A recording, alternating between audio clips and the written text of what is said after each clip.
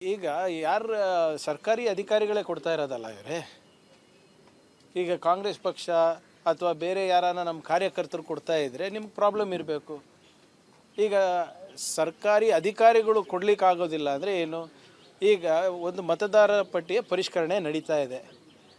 ಯಾರು ನಾಗರಿಕರಿದ್ದಾರೆ, ಯಾರು ಅರ್ಹರಿದ್ದಾರೆ ಅವರಿಗೆ ನಾವು ಮತದಾರರ ಪಟ್ಟಿನಲ್ಲಿ ಸೇರಿಸಬೇಕು. ಅದು ನಮ್ಮ ಆದ್ಯ ಕರ್ತವ್ಯ ಆಗಿದೆ. ಅದನ್ನು ಪರಿಷ್ಕರಣೆ ಮಾಡಿಬಿಟ್ಟು ಒಂದು ಉತ್ತಮವಾದಂಥ ಪಟ್ಟಿ ಬಿಡುಗಡೆ ಮಾಡೋದು ಎಲೆಕ್ಷನ್ ಕಮಿಷನ್ ಅವ್ರದ್ದು. ನಾವು ಕೊಟ್ಟ ತಕ್ಷಣವೇ ಇವರೆಲ್ಲ ಒಪ್ತಾ ಇದ್ದಾರಾ? There is a process. ಈಗ ಇದಕ್ಕೆ ನಾವು ಇಲ್ಲಿಗಲ್ ಇಮಿಗ್ರೆಂಟ್ಸಿಗೆ ಮಾಡ್ತಾಯಿದ್ದೀವಿ, ಬಾಂಗ್ಲಾದೇಶಿಗೆ ಕೊಡ್ತಾ ಏನಾದರೂ ಕಾಮನ್ ಸೆನ್ಸ್ ಇಟ್ಟು ಮಾತಾಡ್ತಾರಾ ಬಿ ಜೆ ಪಿಯವರು? ಮೊನ್ನೆ ಕೂಡ ಹೇಳಿದ್ದೀನಿ, ನಮ್ಮ ರಾಜ್ಯ ಯಾವ ಅಂತಾರಾಷ್ಟ್ರೀಯ ಗಡಿಗೆ ಹತ್ತಿದೆ ಹೇಳಿ ಇವರೇ? ಬಾಂಗ್ಲಾದೇಶಿ ಬಂದರು, ಎಲ್ಲಿಂದ ಬರ್ತಾ ಇದ್ದಾರೆ ರೀ? ವೆಸ್ಟ್ ಬೆಂಗಾಲಲ್ಲಿ ನಿಮ್ಮದೇ ಆಡಳಿತ. ಅಮಿತ್ ಶಾ ಅವರು ನಿಮ್ಮ ಹೋಮ್ ಮಿನಿಸ್ಟರೇ. ಮಧ್ಯಪ್ರದೇಶ್ ಬರ್ತದೆ, ಉತ್ತರ ಪ್ರದೇಶ್ ಬರ್ತದೆ, ಆಂಧ್ರ ಪ್ರದೇಶ್ ಬರ್ತದೆ, ಒರಿಸ್ಸಾ ಬರ್ತದೆ, ಬಿಹಾರ್ ಬರ್ತದೆ. ಇದೆ ಮಧ್ಯದಲ್ಲಿ ಹೆಂಗೆ ಬರ್ತಾ ಇದ್ದಾರೆ ಇವರು ಬಾಂಗ್ಲಾದೇಶದವರು? ಸುಮ್ಮನೆ ಏನೋ ಮಾತಾಡಬೇಕು, ಸಮಾಜದಲ್ಲಿ ಆತಂಕ ಸೃಷ್ಟಿ ಮಾಡಬೇಕು, ಅದು ಸರಿಯಲ್ಲ. ನಿಮ್ಮ ಪರ್ಮನೆಂಟ್ ರೆಸಿಡೆನ್ಸಿ ಸರ್ಟಿಫಿಕೇಟ್ ಕೊಡ್ತಾ ಇರೋದು ಸರ್ಕಾರಿ ಅಧಿಕಾರಿಗಳು. ನಿಮ್ಗೇನಾದರೂ ತೊಂದರೆ ಇದ್ದರೆ ಅದನ್ನು ಪ್ರೂವ್ ಮಾಡಿ. ಅದನ್ನ ಕೊಡೋ ಅಧಿಕಾರ ರಾಜ್ಯ ಸರ್ಕಾರಕ್ಕಿಲ್ಲ, ಅದನ್ನ ಕೊಡಬೇಕಾಗಿರೋದು ಕೇಂದ್ರ ಗೃಹ ಇಲಾಖೆ. ಇವ್ರು ಯಾಕೆ ಕೊಡ್ತಿದ್ದಾರೆ ಅನ್ನೋದು ಒಂದು. ಎರಡನೇದು ಸರ್ ನೋಡಿ, ಪರ್ಮನೆಂಟ್ ರೆಸಿಡೆನ್ಸಿ ಸರ್ಟಿಫಿಕೇಟು ರಾಜ್ಯ ಸರ್ಕಾರ ಅಂದರೆ ನೀವು ಇಲ್ಲಿ ವಾಸ ಮಾಡ್ತಾ ಕೊಡಬೇಕಲ್ಲ, ವಾಸ ಪ್ರಮಾಣ ಶಾಶ್ವತ. ಈಗ ಇಫ್ ಯು ಆರ್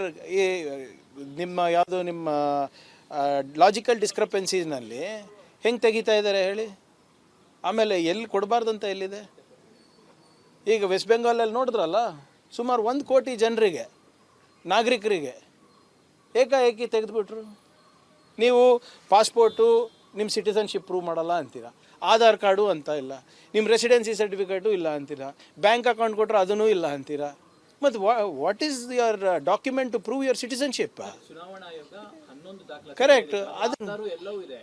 ಅದು ಇಲ್ದಿದ್ದವರು ಇದನ್ನ ತಗೊಂಡು ಅಕ್ರಮ ಮಾಡ್ಬೋದಲ್ಲ ಅನ್ನೋದು ಅವ್ರ ಆರೋಪ. ಎಲ್ಲಾಗಿದೆ ಹೇಳಿ ಇವ್ರೆ? ಇವ್ರು ಸುಮ್ಮನೆ ಆರೋಪ ಇಲ್ಲ. ಇವ್ರ ಆರೋಪ ಭಾಳ ಸ್ಪಷ್ಟವಾಗಿದೆ, ಬಾಂಗ್ಲಾದೇಶಿಗಳಿಗೆ ನಾವು ಕೊಡ್ತಾ ಇದ್ದೀವಿ ಅಂತ. ಹೆಂಗೆ ಆಗಕ್ಕೆ ಸಾಧ್ಯ ಆಗುತ್ತಾ? ಸುಮ್ಮನೆ ನಾನು ಹೇಳ್ತಾ ಇಲ್ವಾ, ಇವರಿಗೆ ಯಾವುದೇ ರೀತಿಯಾದಂಥ ಸುಳಿವು ಸಿಗ್ತಾ ಇಲ್ಲ, ಯಾವುದೋ ಎಕ್ಸ್ಕ್ಯೂಸ್ ಸಿಗ್ತಾ ಇಲ್ಲ. ಇವರೇ ಹೊಸ ಎಕ್ಸ್ಕ್ಯೂಸ್ಗಳನ್ನು ಸೃಷ್ಟಿ ಮಾಡ್ತಾ ಇದ್ದಾರೆ. BLAಗಳ್ದು ಮಾಡಿದ್ರು, ಇದು ಮಾಡ್ತಾ ಇದ್ದಾರೆ. ನ್ಯಾಷನಲ್ ಥ್ರೆಟ್ ಅಂತೆ ಇದು ರೀ. We are a state government, ಜವಾಬ್ದಾರಿ ಅಂತ ರಾಜ್ಯ ಸರ್ಕಾರ. ನಾವು ನಮಗೆ ನ್ಯಾಷನಲ್ ಥ್ರೆಟ್ ಅಂತ ಹೇಳ್ತೀರ, ನಾಚಿಕೆ ಬರಲ್ವಾ ಬಿ ಜೆ ಪಿಯವರಿಗೆ? ಏನು ನಮಗೇನು ಕಾನೂನು ಅನ್ನೋದು ಗೊತ್ತಿಲ್ವಾ? ಸಂವಿಧಾನ ಅನ್ನೋದು ಗೊತ್ತಿಲ್ವಾ ನಮಗೆ? ಇವೆಲ್ಲ ನೋಡಿ ಅವರಿಗೆ ಮನವೊಲ್ಸಕ್ಕೆ ಮಾಡ್ತಾರೆ. ನಾನು ಹೇಳಿದ್ದೀನಿ ನೋಡಿ ಇವರೇ, ಇವೆಲ್ಲನೂ ಕೂಡ ಅವರ ಸ್ಟ್ಯಾಂಡರ್ಡ್ ಆಪ್ರೇಟಿಂಗ್ ಪ್ರೊಸೀಜರು. ವೆಸ್ಟ್ ಬೆಂಗಾಲ್ನಲ್ಲೂ ಇದೇ ಮಾಡಿದ್ರು. BLOಗಳ ಮೇಲೆ ಆಪಾದನೆ ಮಾಡಿದ್ರು, ಮಮತಾ ಬ್ಯಾನರ್ಜಿ ಅವ್ರ ಸರ್ಕಾರದ ಮೇಲೆ ಆಪಾದನೆ ಮಾಡಿದ್ರು, CEC ಹತ್ರ ಹೋಗಿ ನಾಟಕ ಮಾಡಿದ್ರು. ಅದಾದಮೇಲೆ SIR ಬಂತು. CEC ಅವ್ರು ಏನು ಮಾಡಿದ್ರು? ಲಾಜಿಕಲ್ ಡಿಸ್ಕ್ರಪೆನ್ಸಿ ಅಂತ ತಂದುಬಿಟ್ರು. ಅದರಲ್ಲಿ ಇರೋರು ಬರೋರಿಗೆ ಎಲ್ಲರಿಗೂ ಕೂಡ ಹೊರಗೆ ಹಾಕ್ಬಿಟ್ರು. ಅದೇ ಒಂದು ಪ್ರಕ್ರಿಯೆ ಇಲ್ಲೂ ಮಾಡ್ತಾ ಇದ್ದಾರೆ. ಅದಕ್ಕೆ ನಾವು ಮುಂಜಾಗ್ರತವಾಗಿ ನಾವು ಮಾಡ್ತಾಯಿದ್ದೀವಿ. ಈ ಕೇರಳನಲ್ಲಿ ಚುನಾವಣೆ ಸಂದರ್ಭದಲ್ಲಿ ಪಂಚಾಯತ್ ಕಡೆಯಿಂದ ವಾಸಸ್ಥಳ ಏನು ನಿಮ್ಮ ವಾಸುವ ಸರ್ಟಿಫಿಕೇಟ್ ಕೊಟ್ಟಿಲ್ವಾ? ಅವರು ನೋಡಿ, ನಮ್ಮ ಪ್ರಶ್ನೆಗಳಿಗೆ ಉತ್ತರ ಕೊಟ್ಟಿದ್ರೆ ಇದು ಅಗತ್ಯನೇ ಇರ್ತಾ ಇರಲಿಲ್ಲಲ್ಲ ಸರ್. 12 ಪ್ರಶ್ನೆಗಳು ಕೇಳಿದ್ದೀವಿ, ಅದರಲ್ಲಿ ಇದೂ ಒಂದು. ಇವರು ಕರೆಕ್ಟಾಗಿ ನಮಗೆ ಹೇಳಿದ್ದಿದ್ರೆ ನಾವು ಯಾಕೆ ಮಾಡ್ತಾ ಇದ್ವಿ? ಕ್ಲಾರಿಟಿ ಇದೆಯಾ ನಿಮ್ಗಾನ? ಕ್ಲಾರಿಟಿ ಇದೆಯಾ ಹೇಳಿ ಸರ್? ನಂದು ಬಿಟ್ಬಿಡಿ, ನಿಮಗಾನ ನಮ್ಮ ಮಾಧ್ಯಮ ಸ್ನೇಹಿತರಿಗೆ SIR ಬಗ್ಗೆ ಕ್ಲಾರಿಟಿ ಇದೆಯಾ? ಪ್ರಕ್ರಿಯೆ ಬಗ್ಗೆ ಕ್ಲಾರಿಟಿ ಇದೆಯಾ? ನಿಮ್ದಾನ ಆಗಿದೆಯಾ? 2002ರಲ್ಲಿ ನೀವು ಎಲ್ಲಿದ್ರಿ? ಇವಾಗ ಎಲ್ಲಿದ್ದೀರಾ? ಇಲ್ಲ, ನೀವೇ ಪ್ರಯತ್ನ ಮಾಡಿ. ನಿಮ್ಮ ಮನೆ ಸೊಸೆ ಎಲ್ಲಿದ್ದಾರೆ?